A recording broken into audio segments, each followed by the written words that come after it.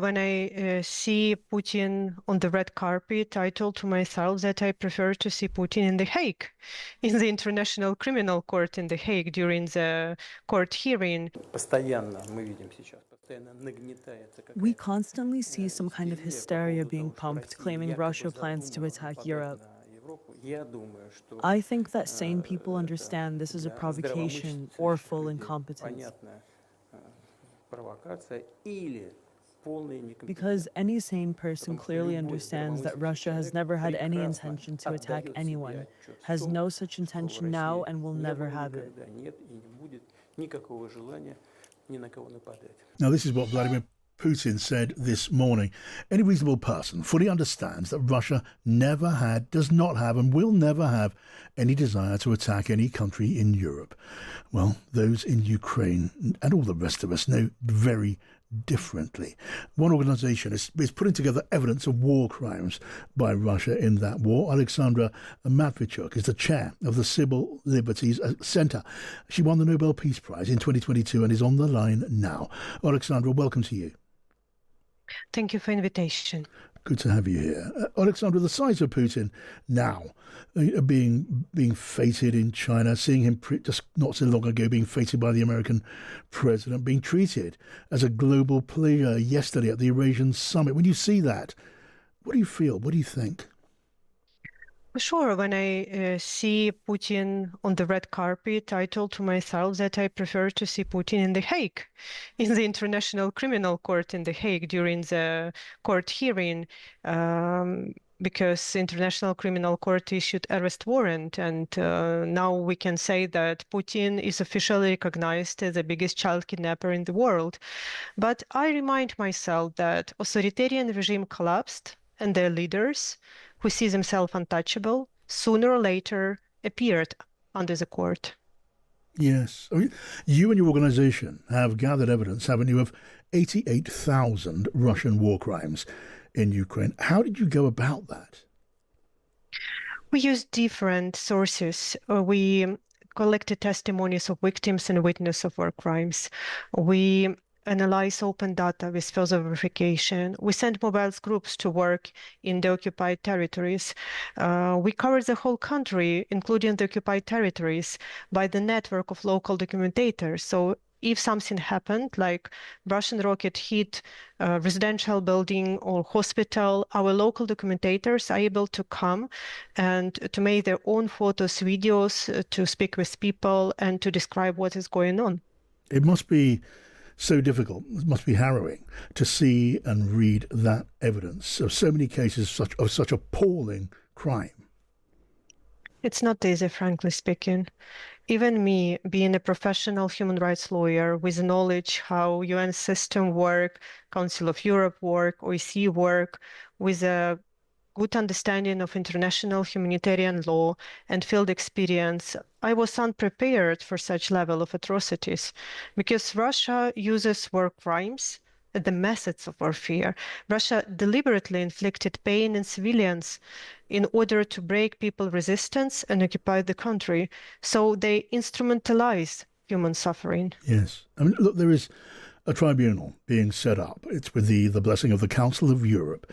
But you point out, don't you, Oleksandra, that war crimes have historically been prosecuted by the victor in war. We can't wait, though, for this war to end. We can't wait for the defeat of Putin, which may never happen. So what is your hope on what this tribunal can achieve? This tribunal can provide judgment in absentia.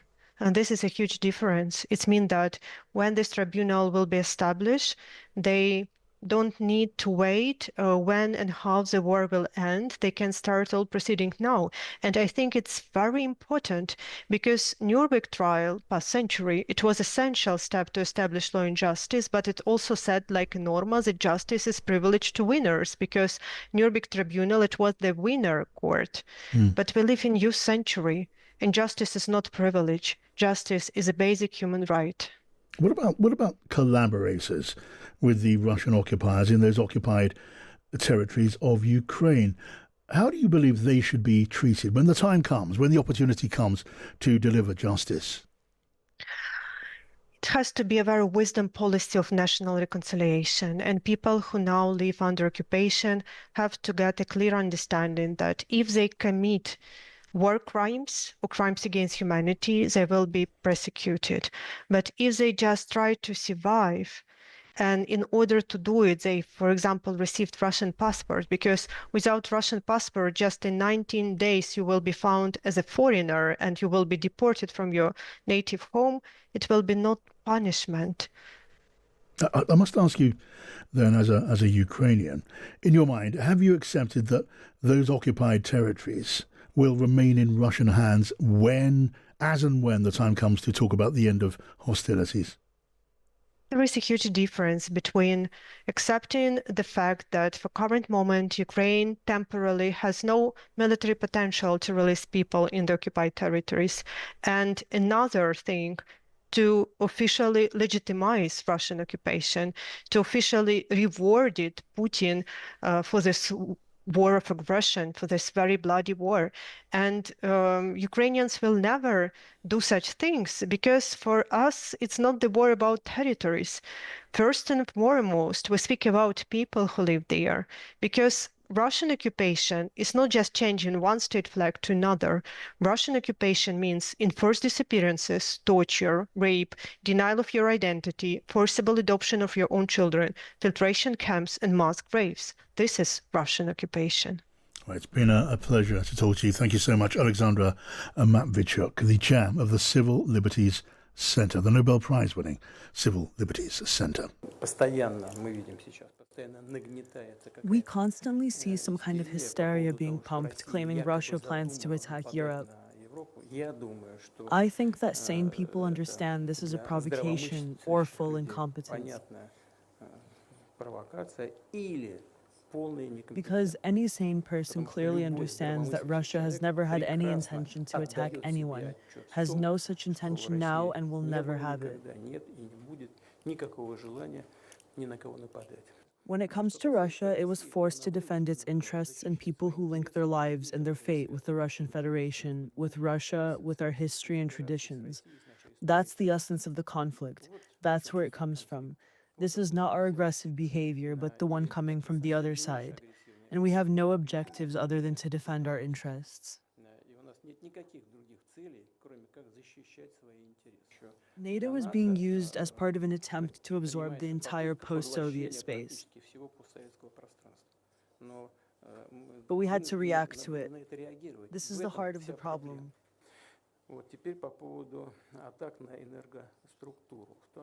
Now, let's talk about the Ukrainian attacks on energy infrastructure. Not a long time ago, a couple of years ago, we didn't take any action at all regarding the civilian infrastructure, especially in wintertime.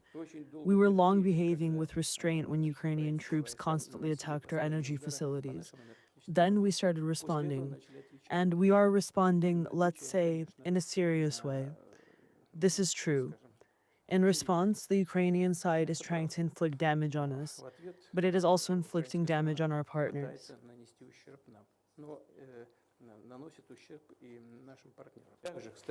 By the way, we can cooperate with our American partners at the Zaporozhye nuclear power plant. We talked about it with them indirectly. The same goes to the Ukrainian side, by the way. We can work together at the Zaporozhye nuclear plant, the three of us, if conditions are favorable. We talked with Americans about it. It does not concern Slovakia, of course. Мы обсуждали это с американскими нашими коллегами. Мы можем даже вторым запорожской атомной станции поработать, но это как бы Словакии не касается. Что касается членства. As for Ukraine's EU membership, we have never objected to this. As for NATO, this is another issue. The point is the security of the Russian Federation, not only today or in midterm time span. It is about long-term outlook. Our position here is well known. We consider it is unacceptable for us. There are options for ensuring Ukraine's security in the event of an end to the conflict. It also has been discussed in Anchorage, and it seems to me that there is an opportunity to find consensus here.